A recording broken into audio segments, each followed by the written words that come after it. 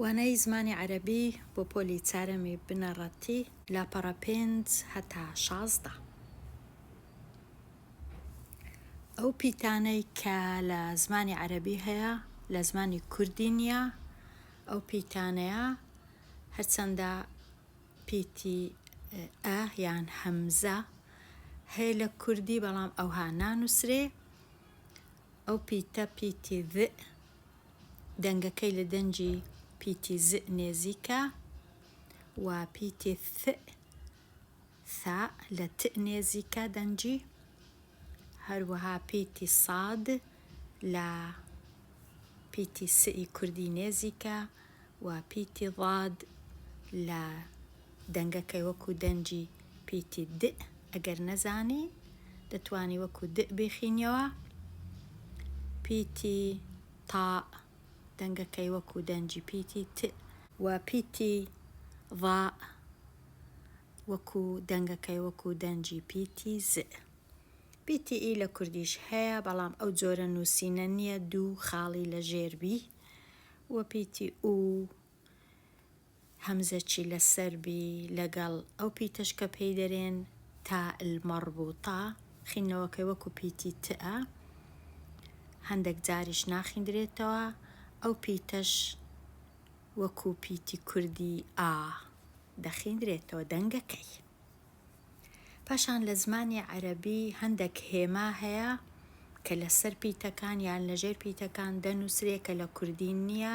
بۆ وێنە ئەو هێمایە کە لەسەر پیتی ف نووسرایە لە کوردیەکەی ئەو جۆرە هێمایە وەکو پیتی ئە دەخیندرێتەوە یان دەنووسرێ کە پێی دەرێن بە عەرەبی ئەلفەتحە یان فەتحە. و هەروەها ئەلکەسرەش هەیە کە لە ژێر پیتەکان دەنووسرێ دەنگەکەی وەکو دەنجی پیتی ئی لە کوردی. ئەلضەممە هەیە کە لەسەرەوە دەنووسرێ دەنگەکەی وەکو دەنجی پیتی واوی کوردیە. بۆ وێنە لێرە بولبول ئەگەر بە کوردی بنووسین ئەوها دەنووسین بولبول بەڵام بە عەرەبی پیتەکە نانووسرێ بەڵکو هێمایەک لەسەر پیتەکان دەنووسرێ. شەددەش هەیە ئەگەر شەددە هەبوو زیاتر لەسەری پیتەکان دەنووسرێ لەسەرەوە واتە ئەو پیتە بۆ وێنە لەسەر پیتی ب نووسرایە شەددەکە واتە پیتەکە وەکو ئەوەی وایە دوو جار بنووسرێ شوباک بەئەکە وەکو ئەوەی وایە دوو جار دووبارە ببیتەوە ئەوە شەددەی پێدەرێن. ئەوجە شەددەکان زۆر جار بە تەنێ نایەن فەتحە و ضەممە و کەسرەشیان لەگەڵا.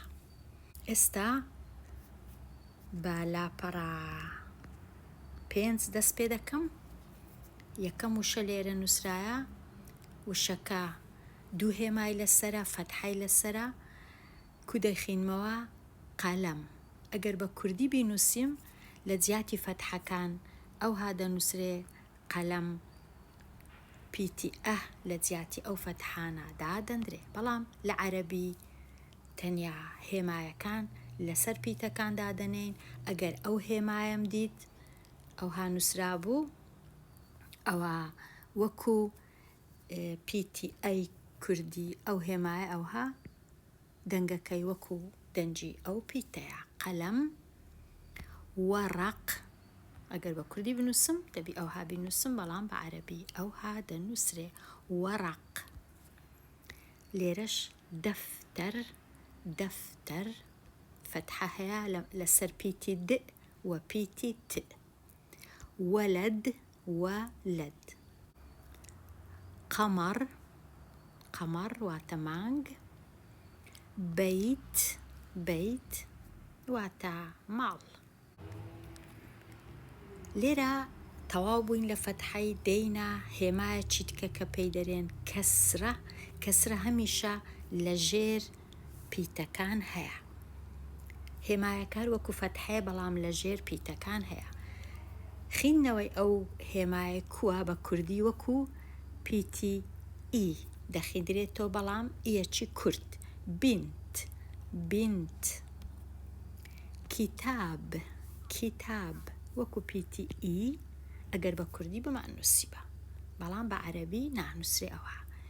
لێرە یەکە نووسرایە چونکە تۆزێک دوور و درێژترە لە کەسرەی ئەو هانە نووسرایە تین، چونکە ئەوە تین زۆر نووسرای هەندێک جار دەنووسرێ لە جیاتی کەسرەکەی پیتەکە دەنووسرێ کە پیتی ئیە ئەگەر تۆزێک دوور و درێژ بوو. تین.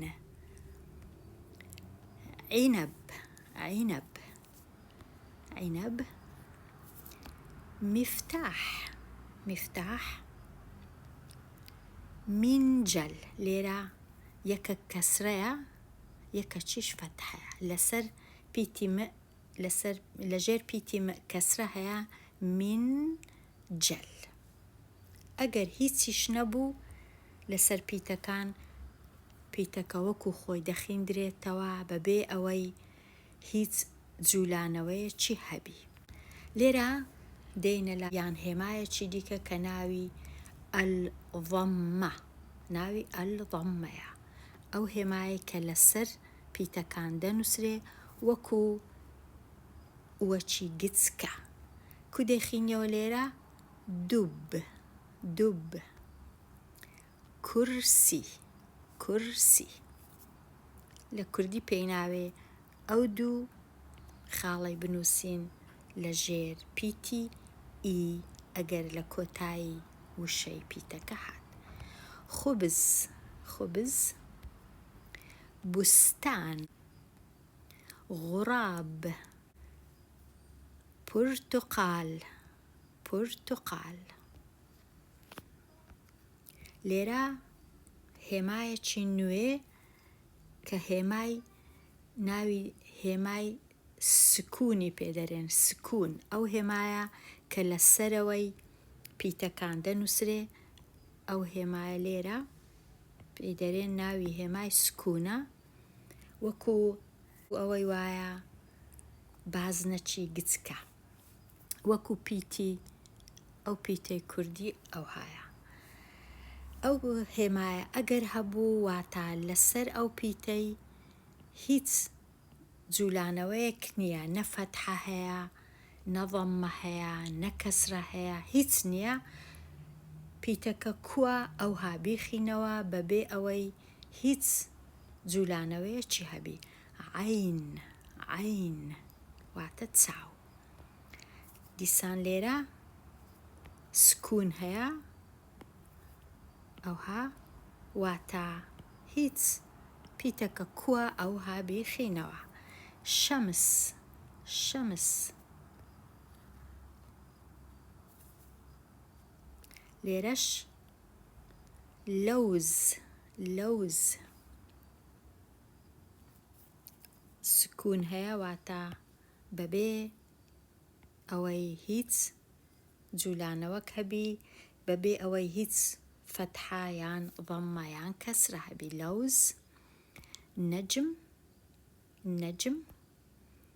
دیسان لێرە ئەو هێمایە هەیە هێمای سکوون پێی دەرێن سکوون واتە بەبێ جم و جۆڵ بەبێ جوولانەوە هیچ نییە لێرە هیچ شتێک نییە. لێرە کەلب. کەلب. وەرد. وەرد. لێرە نووسرایە تدريب التلاميذ على نطق الحروف وهي ساكنة. لو أوي فێربین ئەو پیتانە بخێنینەوە کە هیچ جوولانەوەیەکیان لەسەر نییە، نە فەتحە نە ضەممە نە کەسرە. ئێستا هێمایەکی نوێ پێی دەرێن ئەلشەددە. ئەو هێمایە نوێیە هێمای شەددەی پێدەرێن کە ئەوها دەنووسرێ لەسەر پیتەکان هەیە وەکو ئەوەی وایە پیتەکە دووبارە ببیتەوە، وەکو ئەوەی وایە دوو پیت لە تەنیشتێک بی شوباک دوو جار بە ئەکا دووبارە بوویتەوە بەڵام نانووسرێ تەنیا یەک جار دەنووسرێ. شوباک ئەگەر بە کوردی بینووسین دەبا ئەو هامان نووسیبە دوو بئمان نووسیبە چونکە شەددەی لەسەرە. خەباز واتە بە ئەکە دووبارە بوویتەوە دوو جار. خەباز.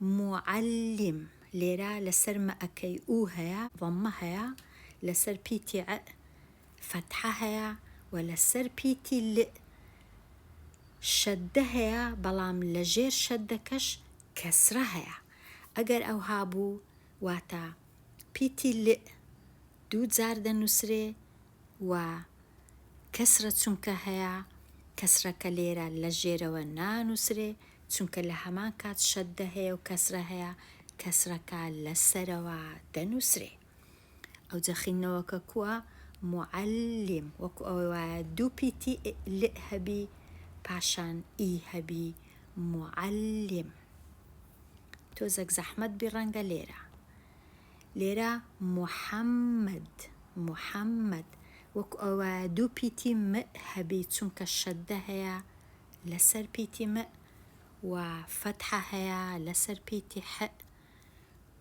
لتنشت بيتي وتدبي أمن أوها بيخين موا ولا سر بيتي ضمها ضم فتحة شدة رمان ضم وشدها شدها وكوا بيتي دود زار دوبارة ببيتوا ليرا لسر بيتي ضمها بلام لسر بيتي ل شدها وفتحشها لهمان كات أجر شده وفتحها بو وكو أويوايا بيتي ل دوبارة بيتوا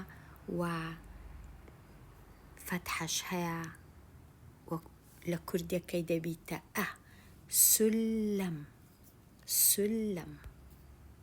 سلم شواتا بيجا هما يتشينويها وكو ضميا بلام توزك وكو دبينين أوها يتشيليها تيبتنيا ضمنية أوها أو نشانيا دبي كو بيخين موا دبي بيخين موا وكو أو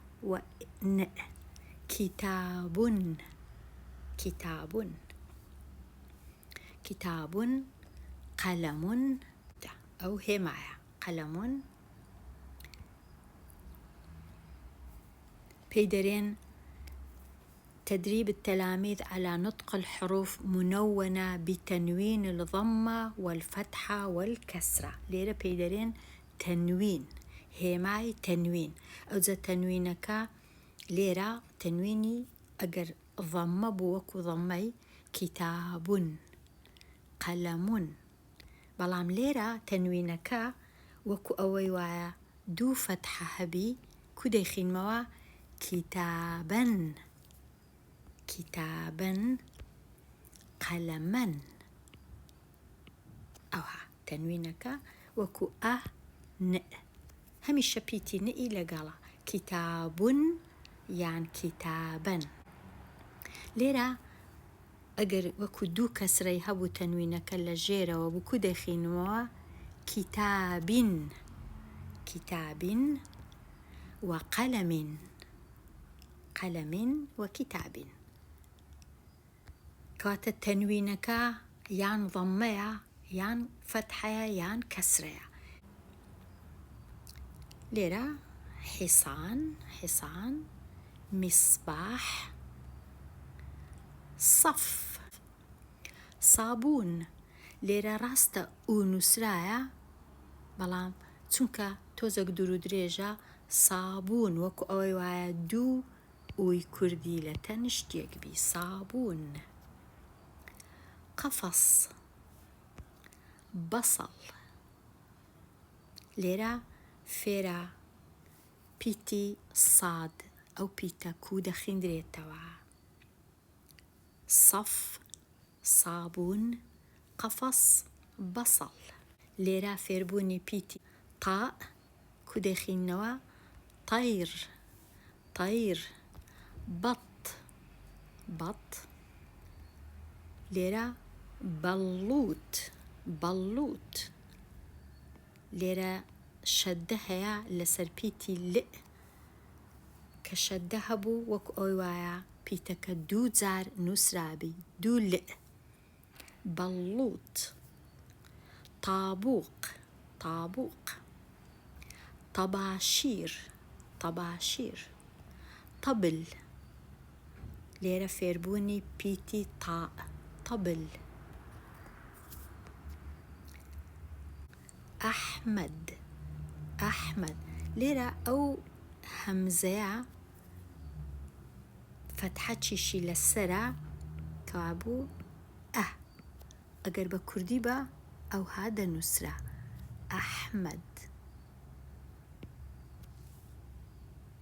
بەڵام بە عەرەبی لە جیاتی ئەو پیتەی کوردی هێما دەنووسرێ، ئەو پیتە و ئەو پیتە فەتحە دەنووسرێ ئەحمەد. ئەرنەب ئەرنەب. بیئر بیئر ئەگەر بە کوردی بە ئەو هامان دەنووسی بیئر. ڕیداء بە کوردی هیچ کات ئەو هەمزەیە بە تەنیا نانووسرێ، بەڵام بە عەرەبی بە تەنیا دەنووسرێ ڕیداء. لێرە لەسەر هەمزەکەی ضەممە هەیە، کو دەیخینمەوە بە کوردی بە ئەوهام دەخیندەوە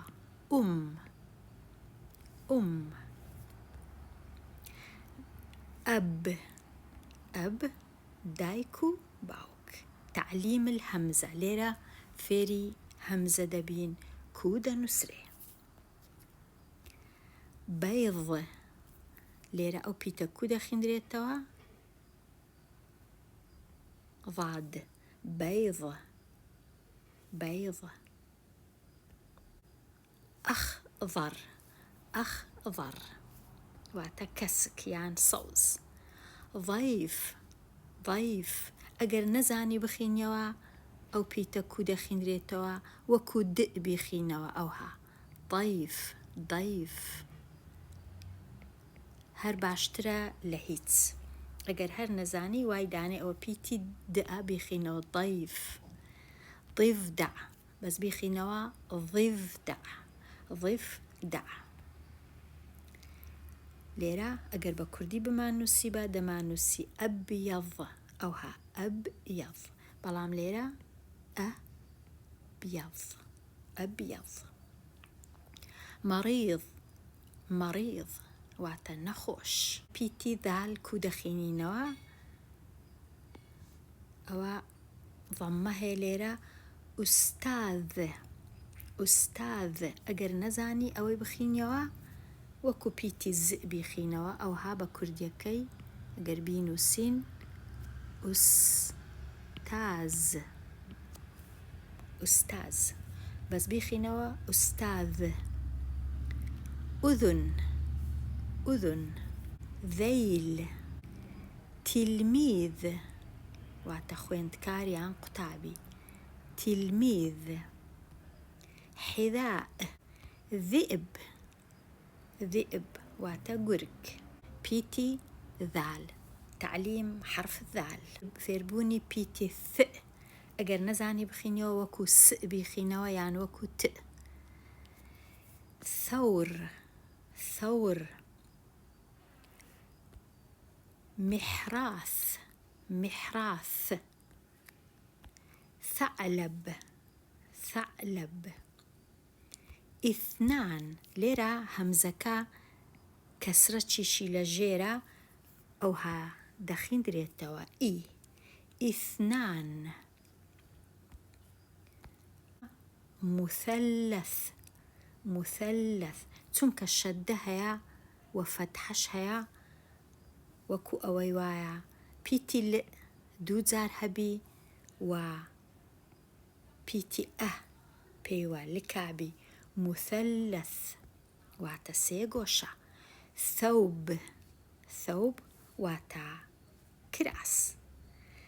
لێرە لە لاپەڕە 16 ڕادەوەستم دێمە کۆتایی ئەوانەیە هەتاوانەیەکی نوێ هەر بژی.